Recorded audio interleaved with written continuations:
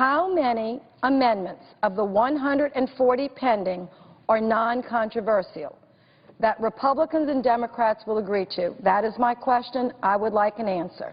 And my second question is, when could we possibly vote on those amendments before cloture is called? Because cloture is going to be called on this bill. And the reason is because we can't get a lot of cooperation. And so what's going to happen is all these non-controversial amendments fall by the wayside. And what a shame. And I'm just tired of it.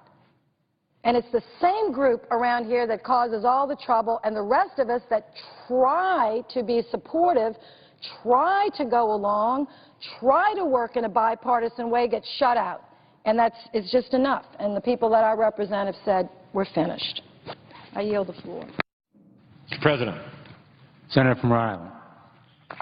First, I had the chance over the last few moments to listen to the senator from Louisiana, and I just want to applaud the tenacity with which she approaches her duties here in this chamber. She is a terrific colleague, and when there's something that she thinks is the right thing to do, she will fight very hard to get that done. I'm here to say a word in support of the bipartisan immigration legislation that we are looking at here.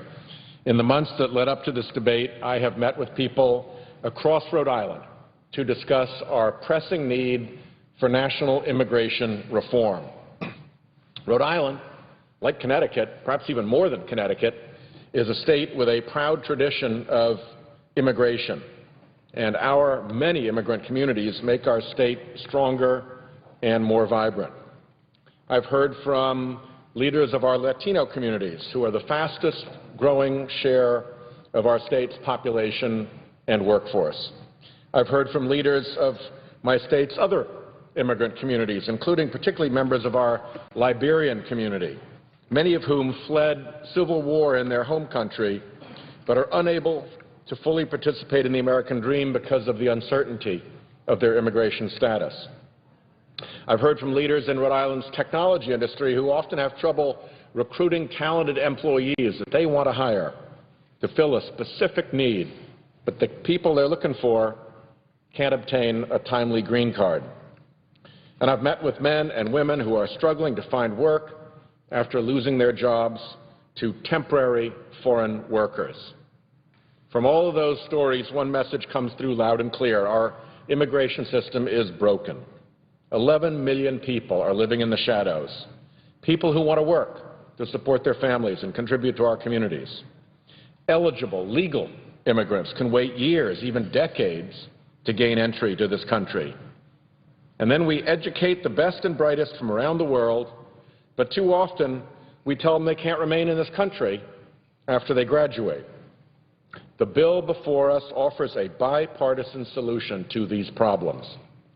It provides a pathway to citizenship for the undocumented immigrants already in this country, including the dreamers, the children who were brought here at an early age and who are American already in every meaningful sense of the word.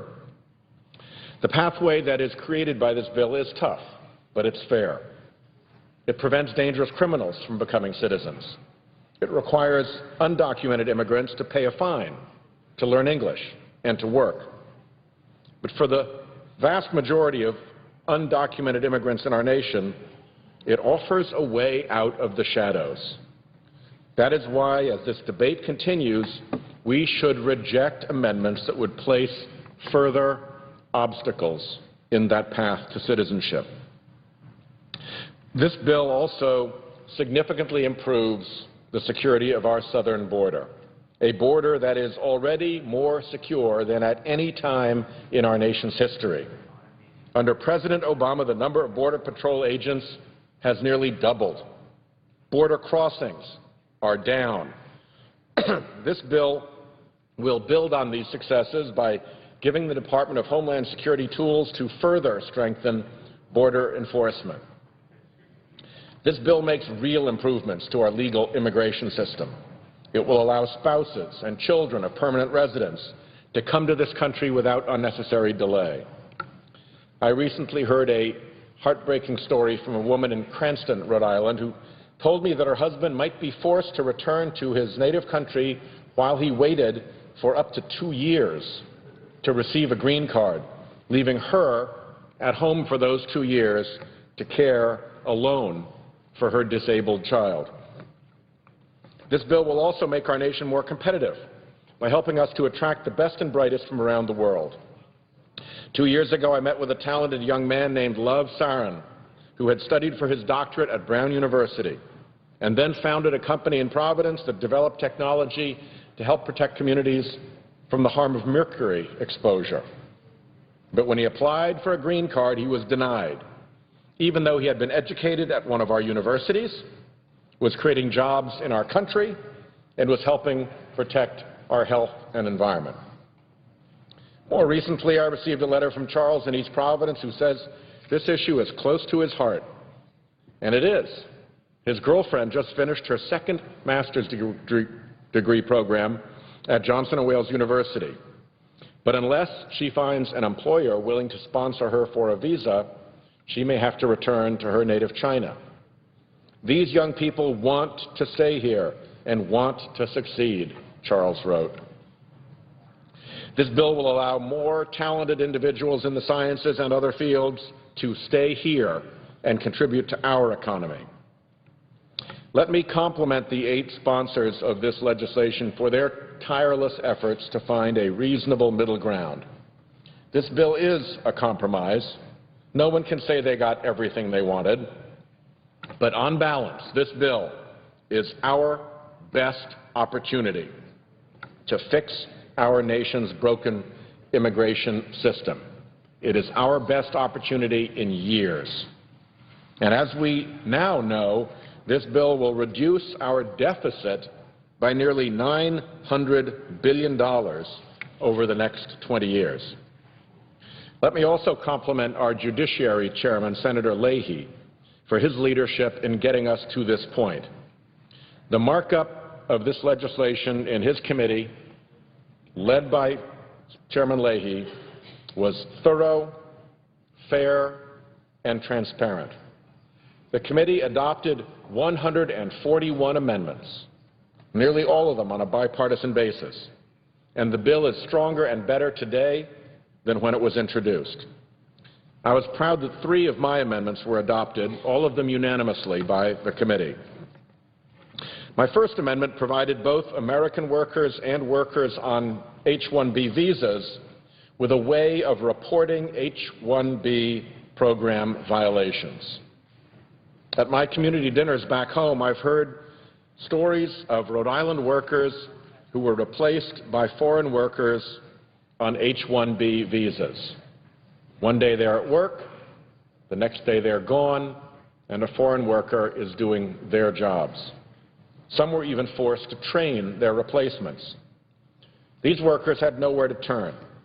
My amendment creates a Department of Labor hotline, toll-free hotline, and a website for American and foreign workers to report possible violations of H-1B visa rules, and an Inspector General audit.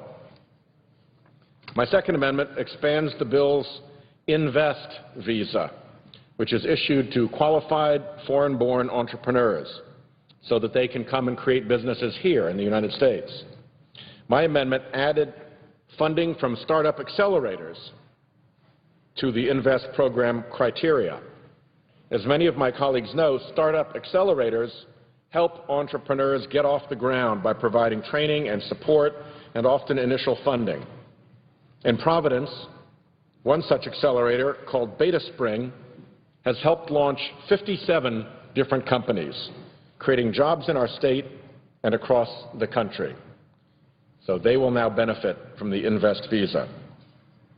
I also offered an amendment to allow scientists and researchers with unique skills who wish to serve our country by working in our national laboratories, our prestigious national laboratories, to obtain citizenship on an expedited basis, provided that they pass the necessary rigorous background checks.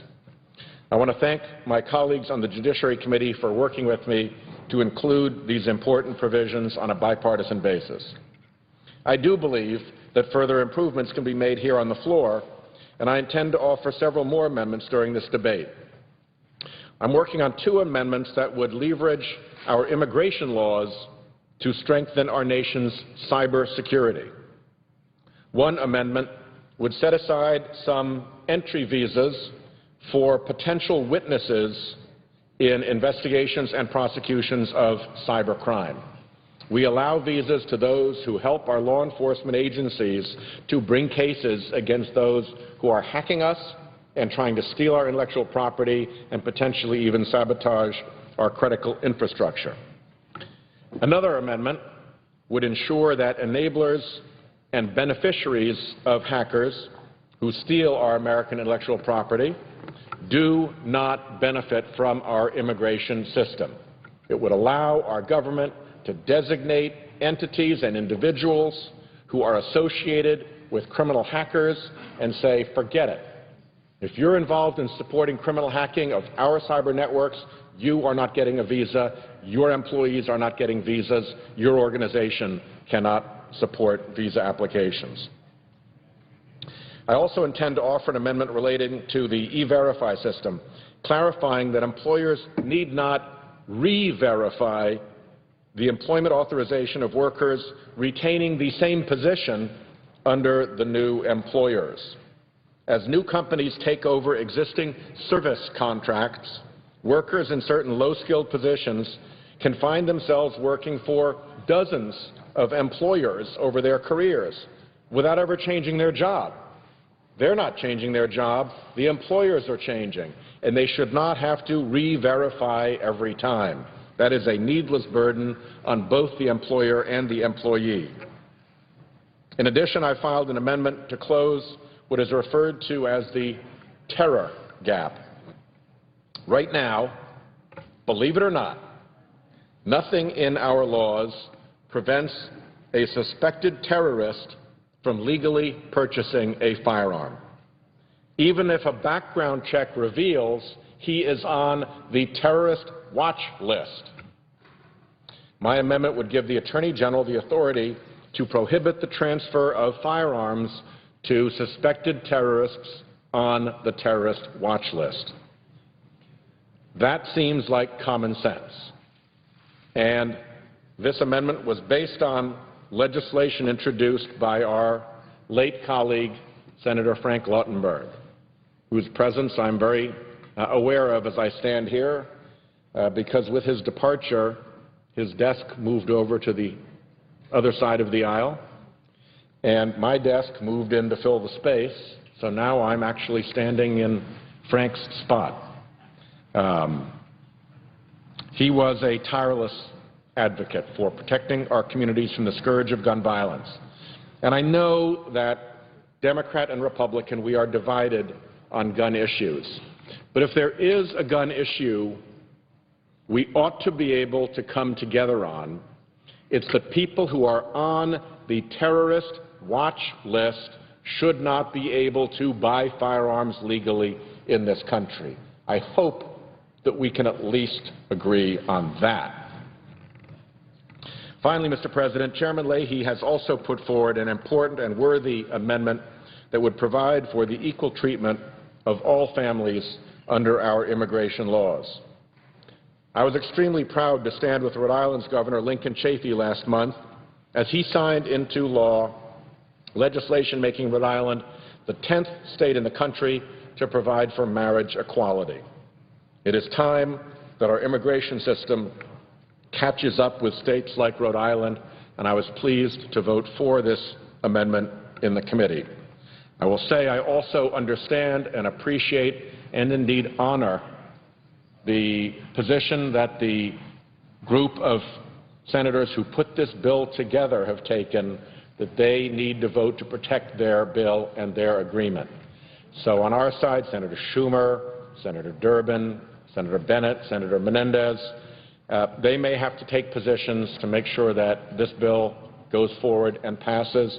And I want to be on record as saying that I may vote different than they do on this, but I certainly appreciate the position that they're in, and I think it is honorable on their part to stick with the deal that they have agreed to and to work hard to make sure that this immigration bill passes.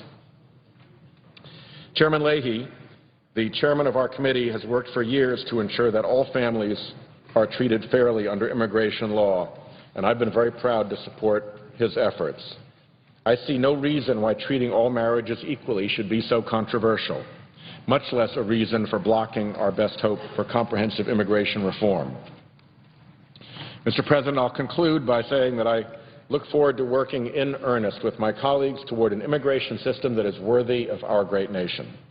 It is time to come together, fix our broken immigration system, and make this a system we can be proud of. I urge all my colleagues to join in this important task, and I yield the floor. And note the absence of a quorum. Clerk will call the roll. Mr. Alexander.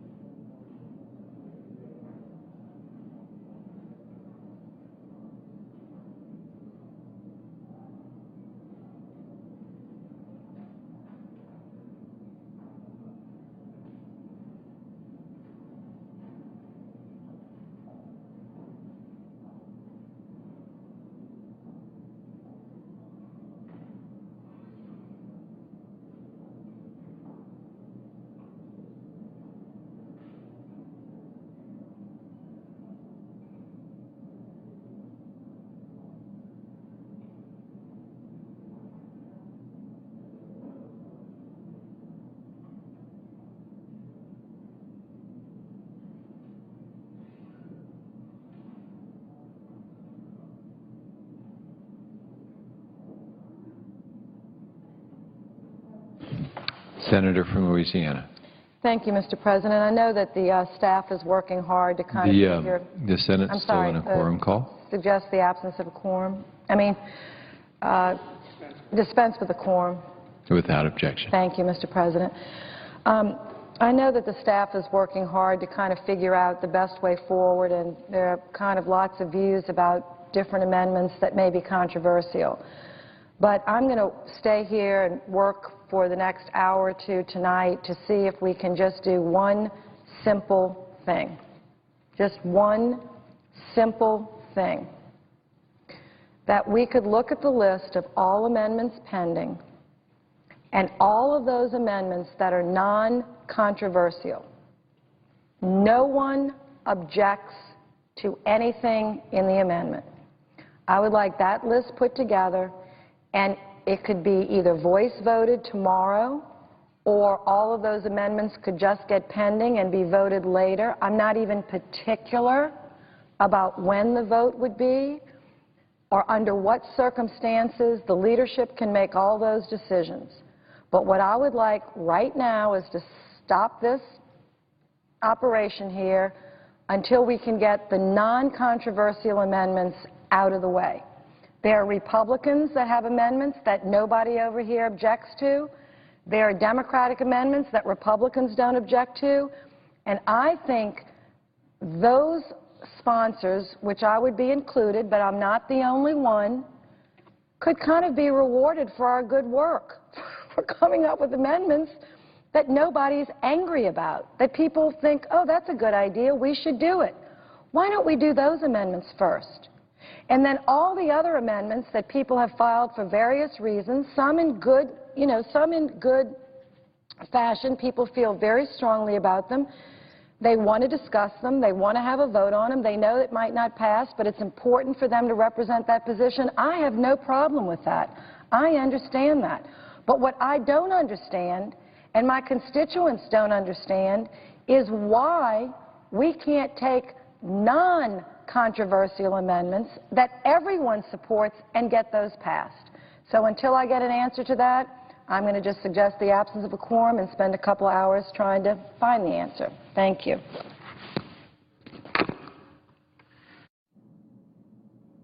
Mr. Alexander.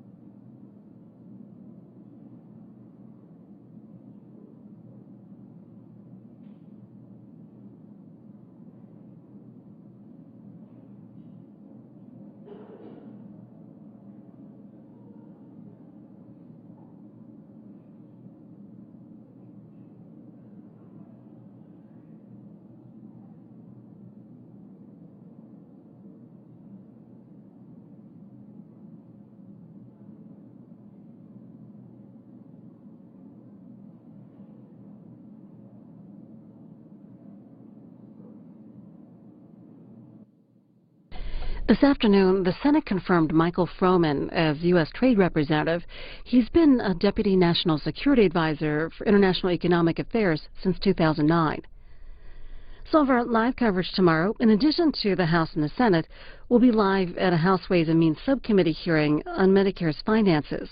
That's at 9:30 a.m. Eastern on C-SPAN 3.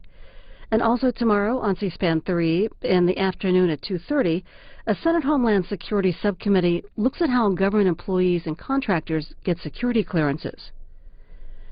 President Obama has spent the last 3 days in Europe. He attended a G8 summit in Northern Ireland, and then he traveled to Germany for talks with Chancellor Angela Merkel. Earlier today in Berlin, the president spoke at the Brandenburg Gate. He called for the U.S. and Russia to each eliminate a third of their nuclear stockpiles.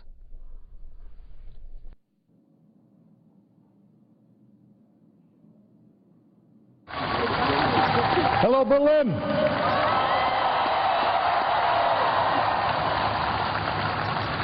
Well, thank you, Chancellor Merkel, for your leadership, your friendship, and the example of your life. From a child of the East to the leader of a free and united Germany. As I've said, Angela and I don't exactly look like previous German and American leaders. But the fact that we can stand here today along the fault line where a city was divided speaks to an eternal truth. No wall can stand against the yearning of justice,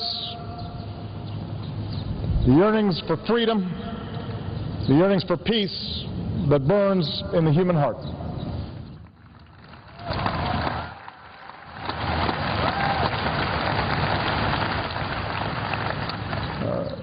Mayor Vovereet, distinguished guests, and especially the people of Berlin and Germany, thank you for this extraordinarily warm welcome. In fact, it's so warm, and I feel so good that I'm actually going to take off my jacket, and anybody else who wants to, feel free to.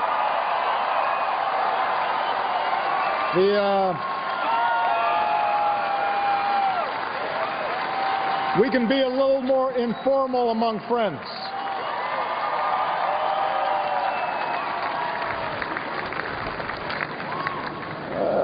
As your Chancellor mentioned, 5 years ago I had the privilege to address this city as senator. Today, I'm proud to return as President of the United States.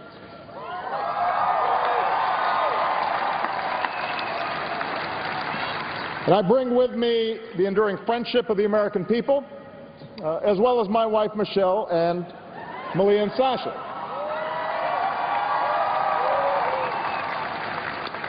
You may notice that they're not here. The last thing they want to do is to listen to another speech from me. So they're out experiencing the beauty and the history of Berlin. And this history speaks to us today. Here, for thousands of years, the people of this land have journeyed from tribe to principality to nation state, through Reformation and Enlightenment, renowned as a land of poets and thinkers. Among them, Immanuel Kant, who taught us that freedom is the unoriginated birthright of man, and it belongs to him by force of his humanity. Here, for 2 centuries, this gate stood tall as the world around it convulsed, through the rise and fall of empires, through revolutions and republics, art and music and science that reflected the height of human endeavor, but also war and carnage that exposed the depths of man's cruelty to man. It was here that Berliners carved out an island of democracy against the greatest of odds.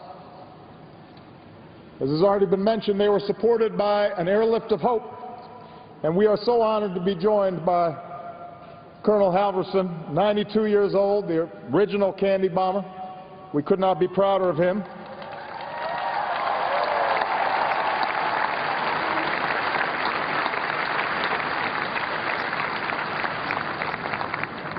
I hope I look that good, by the way, when I'm 92.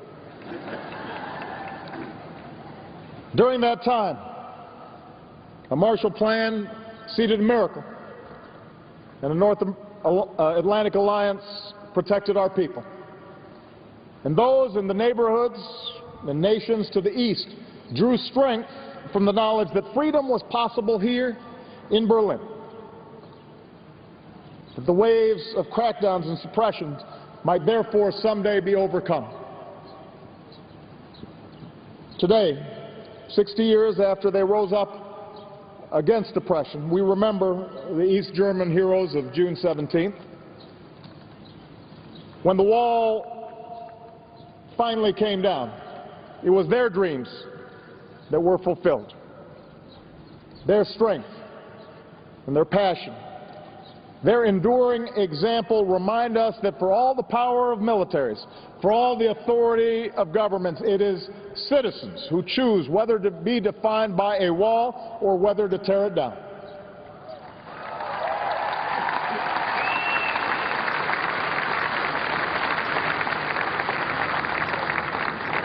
And we're now surrounded by the symbols of a Germany reborn. a rebuilt Reichstag and its glistening glass dome, an American embassy back at its historic home on Pariser Place,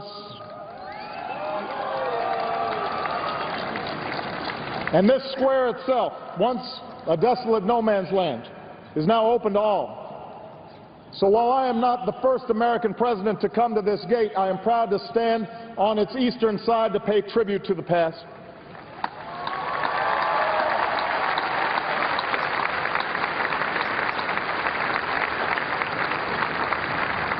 For throughout all this history, the fate of this city came down to a simple question.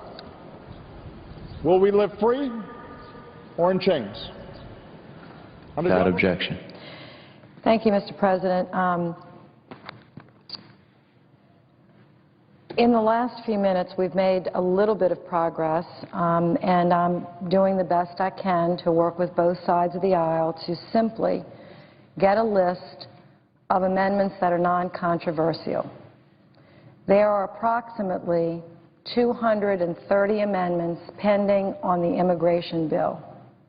Many of them are controversial, but there are some, potentially as many as 20, maybe even 30 amendments that are pending, that are public record, that have been filed, that members on both sides of the aisle have worked on very hard. We have known about this debate. Some of us have been following it more closely than others, but I dare to say there's not a senator as a member of this body that hasn't been focused on what our constituents want us to do to either improve this bill or to fight against this bill. And you've heard a lot of that debate. I think this bill will probably pass, but who knows at this point? Because there are 200 amendments pending. And what I'm suggesting as a way forward is to take those amendments that are non-controversial. Republicans have not come up with their list of non-controversial yet. The Democrats are very close to coming up with our list of non-controversial amendments. We think it's about 12 or 15.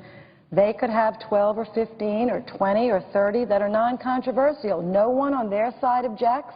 No one on our side objects. And they could do some good on this bill in a variety of different ways. I'm suggesting that we take those non-controversial amendments and make them pending and vote on them sometime, anytime, tonight, tomorrow. We can voice vote them all as a package. We can vote them individually. I'm not trying to be overly prescriptive here.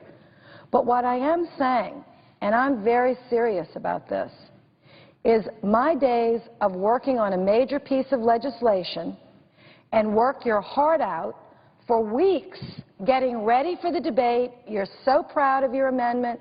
You have worked with the other side. You have Republicans. You have Democrats. You've vetted it with all the different input and organizations. You have worked so hard on your amendment.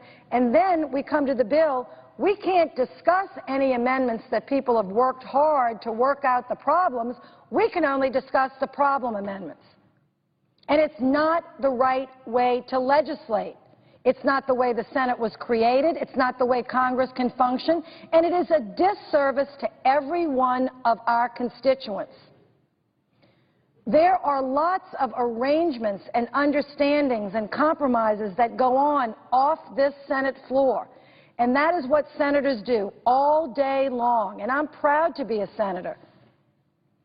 And I work with my colleagues, and we work throughout the day, late at night, in meetings, and say, listen, I had this great idea. Oh, I think that's a wonderful idea. It will improve the bill. Can we work on it together?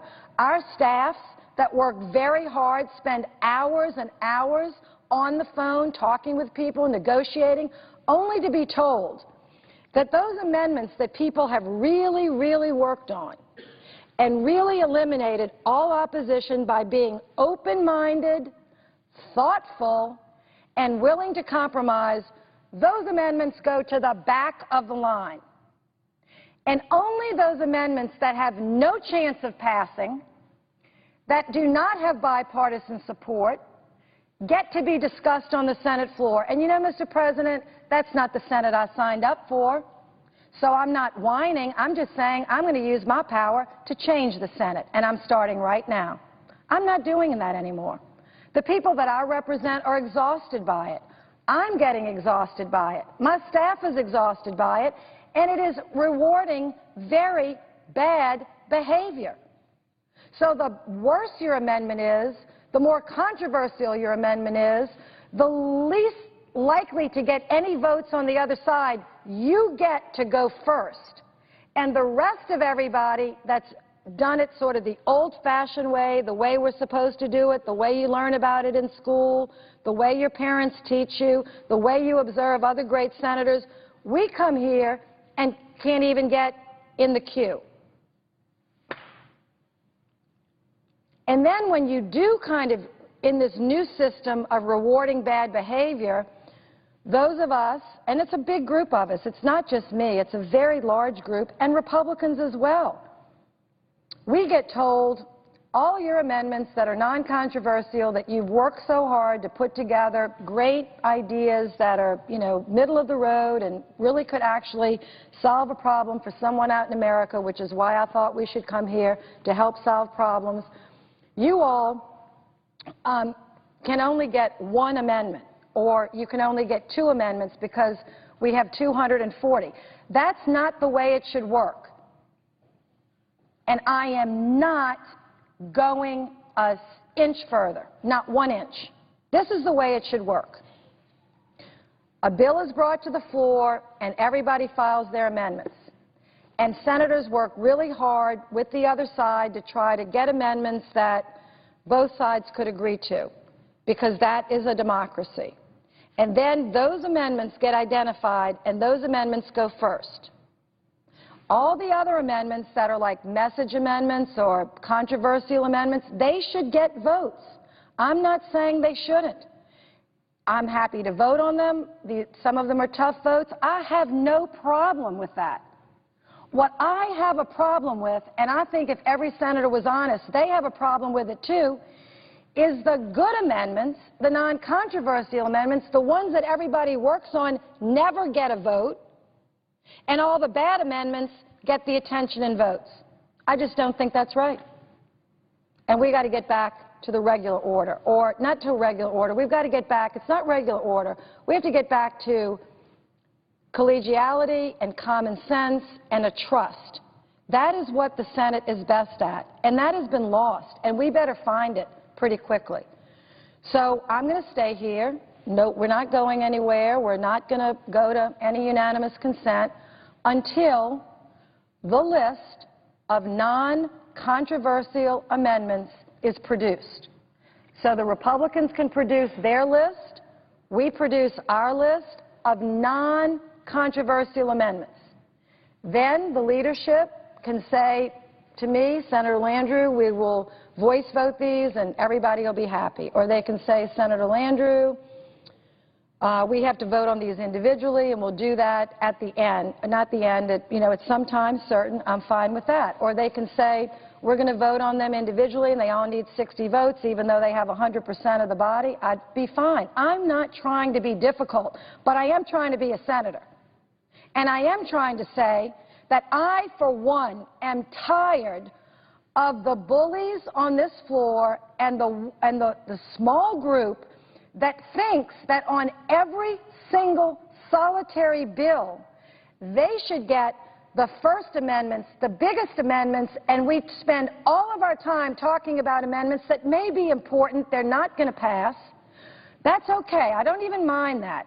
But what I do mind is, after all of us who try to work in a bipartisan fashion have to listen to this bill after bill, day after day, but then we can't even get our amendments that are non-controversial, that's where I draw the line. And please, don't anybody write, Senator Landrieu is on the floor and is pitching a fit because she can't get her amendment. This isn't about my amendment. This is about the Senate. This is about the Senate non-controversial amendments. Cannot even get on any list. Why? I don't know. Why? Why would that be? How is this possible? No one objects. And I'm going to read just a few that we're talking about. And some of them are mine, and I know two others that are by Amy Klobuchar. One of mine is Amendment 1340. It simply reiterates in this bill that everything done with children and families will be done in the best interest of the child. Best interest of the child is done in every state, in every court. When you're making decisions about families, it's always in the best interest of the child. It is modern child welfare practice. It will just clarify this bill. I don't know of anyone opposing it. And you know what? If someone is opposing it, then take it off the list. Just take it off the list. I'm not even opposed to that. I don't think anyone is opposing it, but if they do, they just have to call the Democratic cloakroom and say, I don't think we should be making decisions in the best interest of the child. I'll take it off the list. But I'm not going to lose this amendment because the Senate can't function. There's another amendment that I have with Senator Coates, and we've worked very hard on this amendment. I had a hearing in my committee as chair of the Senate Small Business Committee, and our committee works very hard, like most committees around here, and my members are wonderful. And I believe that when I call a meeting and they come and we spend hours looking at an issue and we actually all come to an agreement, well, maybe this is something that we could do, it deserves a chance. But not in the system we have, because, again, the amendments that really work, that are non-controversial, never get discussed, never get in the queue, only the other ones. So this one Senator Coates and I have, which is entitled E-Verify Early Adoption for Small Employees, or the EASE Act. We even took the extra time to come up with a creative name because we like legislating. We think that's what we're supposed to do. So the EASE Act, which is an amendment, a small amendment to this bill, does three things. I think one of them the small businesses will love, and it directs DHH to create a mobile app for E-Verify. Wouldn't that be convenient for small businesses? Picture yourself in your pickup truck, out in your field or out in your garage. Someone walks up to you and wants a job. You've got a for hire sign posted, and the guy comes up to you and says, here's my, driver's license, here's my paperwork, and the employer picks up their iPhone, hits a button, goes to the app, and it's E-Verified. They know the person is legal. They hire him for a job. How wonderful would that be? That's one of our amendments. And you know what? There's enough money in this bill to do that, but the bill doesn't say that now. Our amendment would say, make a mobile app for E-Verify. Small businesses don't have time to run back to the farm, try to dial in on the Internet in a rural area like you know, Mr. President, in New Mexico. Not everybody has high-speed Internet. Not everybody can go run back to the farm in the middle of the day. And then when they come back and they're tired, why don't they just have, everybody's carrying a pocket communication system. That's an amendment. I don't know one single solitary person on this floor that's against it, but we can't even get a vote on it.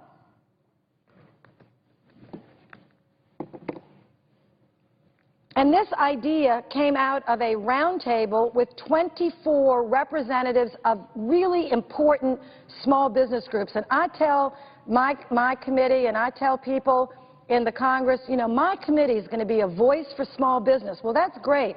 They come up and they talk to me in committee. They listen, I hear them. I take what they say, write it in an amendment, and can't get it in the queue, even when no one opposes it.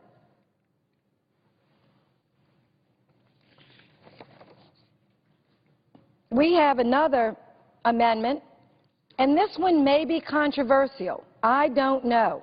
And I would be willing, again, if somebody says we object because it messes up the compromise that we have, I would maybe even withdraw this amendment after I got to speak about it because I think it's important, or I would be happy to get into any queue, any time, any day to have a vote on it.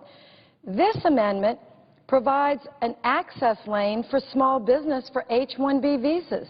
Because it dawned on me after the bill came out of the Judiciary Committee and after we had our roundtable that, yes, we were increasing the number of H-1B visas, which I support and most people supporting the bill. But it dawned on me, and it became apparent to some of the small business advocates, that there was no express lane for them. So the 7 million small businesses, who are many of them high-tech companies that are relatively small, some of them are startups, 40% of all the patents are held by small business. It kind of dawned on us about a week ago, maybe we should have been paying more attention, that the H-1B visas might go to all big businesses. And maybe we should have an express lane for the 7 million small businesses that don't have a fleet of lawyers and a fleet of human resource people. They're just trying to create jobs in America. How terrible. They're just the ones creating all the new jobs. Could we please maybe help them? I don't think this is controversial, but you know what? Maybe someone objects to it. Take it off the list.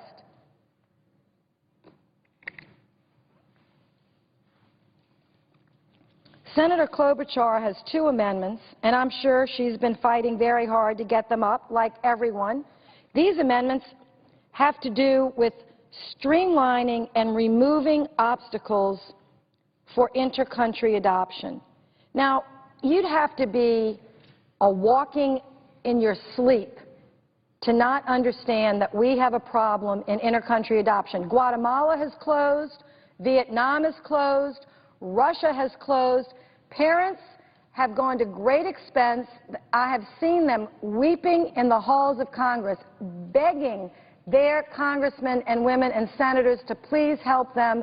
They were in the process, in the middle of adoption. They'd been matched with a child, and the adoption's closed. You know, there are sad stories everywhere in this world. I wish I could fix every one, but, you know, Mr. President, we can't.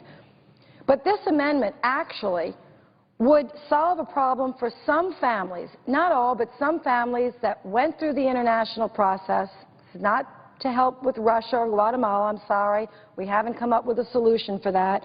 No one opposes this amendment, and you know, it could help hundreds, if not thousands of families to eliminate 1 or 2 more barriers to intercountry adoption. Now, why would we want to do that? I'll tell you why. Because I think it's really important, and I would imagine 100 members of the Senate would think it's a very important thing for children to be raised by parents. What a novel, extreme idea that children should actually be with parents or with a responsible, loving adult. Why would the Senate of the United States spend any time at all eliminating barriers so that children could be with parents? I don't know. I kind of think that's important. I have 2 children. I'm one of 9 siblings.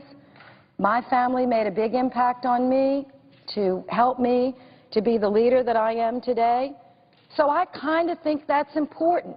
So Amy files it, Senator Klobuchar files this bill because she has I'm very proud of Minnesota. We're all proud of Minnesota. Minnesota adopts more children per capita internationally than any state in the Union. Minnesota has a very strong ethic when it comes to this. So do we help Minnesota? No, we punish Minnesota by not even allowing an amendment that's non-controversial.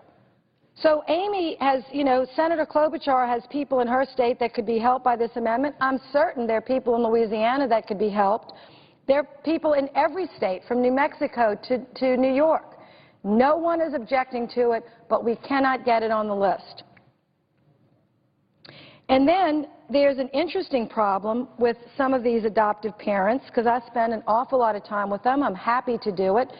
And they do need champions in Congress, and I'm not the only one. You know, Senator Blunt has been fabulous. Senator Coates has been fabulous.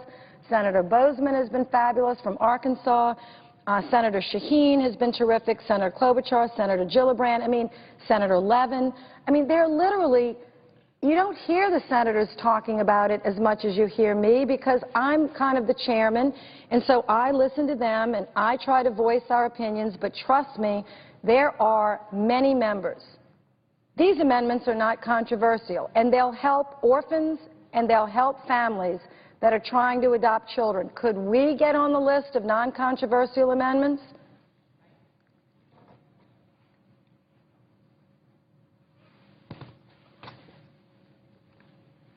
And there's another amendment that I think is non-controversial and has to do with a program that is absolutely dysfunctional today, and everyone knows it. It's the EB-5 program.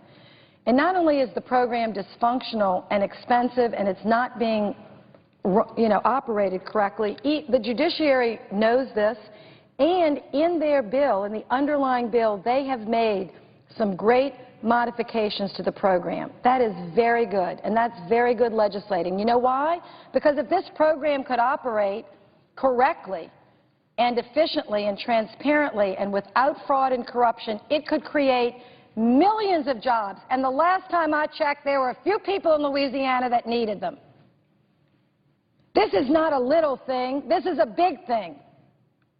There are people in my state that would cut off their right arm for a good-paying job right now. And that's true in many parts of this country.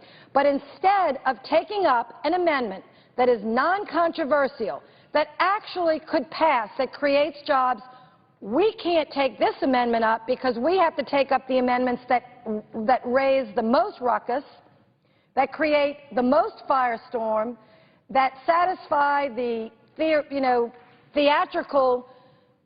needs of some members on the floor. We can't do anything that's kind of boring and non-controversial and bipartisan.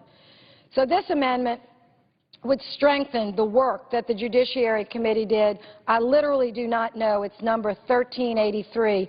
I do not know anyone opposing it. So I'm going to read these numbers out because, again, I am not agreeing to unanimous consent for anything until both sides get a list of non-controversial amendments. And some of these numbers would be number 1338, 1383, 1340, 1261, 1297. Potentially, there's no opposition to 1406. And there's some others that I think might not be controversial, but I haven't completely checked, so I'm not even going to put them on the list. Now, the staff may have, and some of these are mine, some of these are other senators.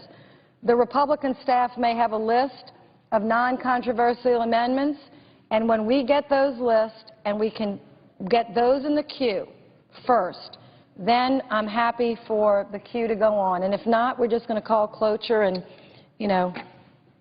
it's just not going to work. So I'm supporting the bill. I want my leader to know, and I have to say this, but I know he's going to speak, and I most certainly would give the floor to him at this moment, but I'd like to say something about what a wonderful leader I think we have.